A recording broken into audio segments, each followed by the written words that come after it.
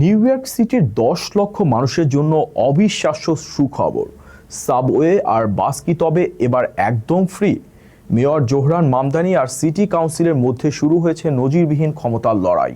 একদিকে সবার জন্য ফ্রি বাস, অন্যদিকে দরিদ্রদের জন্য 100% সাবওয়ে। কার পরিকল্পনা জিতবে? 80 কোটি ডলারের বাজেট যুদ্ধে কি তবে সাধারণ মানুষের ভাগ্য খুলবে? নিউ ইয়র্কের এই মেগা প্রজেক্টের সব আপডেট দেখুন আমাদের প্রতিবেদনে।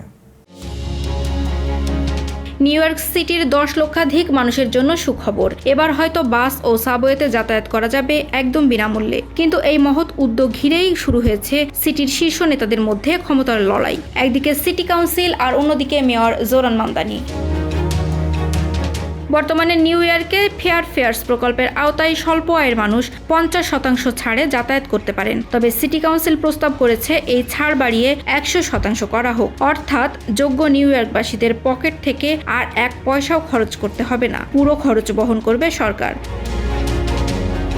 কিন্তু মেয়র মামদানির পরিকল্পনা আরও বড়। তিনি কেবল নির্দিষ্ট কয়েকজনের জন্য নয়, বরং সমস্ত নিউ ইয়র্কবাসীর জন্য বাস চলাচল পুরোপুরি ফ্রি করার প্রতিশ্রুতি দিয়েছেন। তবে মেয়রের এই ফ্রি বাস স্বপ্ন পূরণ করতে প্রয়োজন বছরে প্রায় 80 কোটি ডলার, জানিয়ে আপত্তি তুলেছেন খোদ governor Kathy Hochul. City council অভিযোগ করেছে মেয়র মামদানি তার বাজেটে MTA কে পর্যাপ্ত অর্থ দিচ্ছে না, যেখানে কাউন্সিল 15 থেকে 17 ডলারে দরিদ্রদের জন্য ফ্রি রাইড নিশ্চিত করতে চায়, সেখানে মেয়রের পরিকল্পনা বাস্তবায়নে বিশাল বাজেট ঘাটতির আশঙ্কা করা হচ্ছে। শেষ পর্যন্ত কার পরিকল্পনা জয়ী হবে? 10 লাখ মানুষের জন্য ফ্রি সাবওয়ে নাকি সবার জন্য ফ্রি বাস? নিউ ইয়র্কের রাজনীতির এই বাজেট যুদ্ধ এখন সাধারণ মানুষের যাতায়াতের ভাগ্য নির্ধারণ করবে।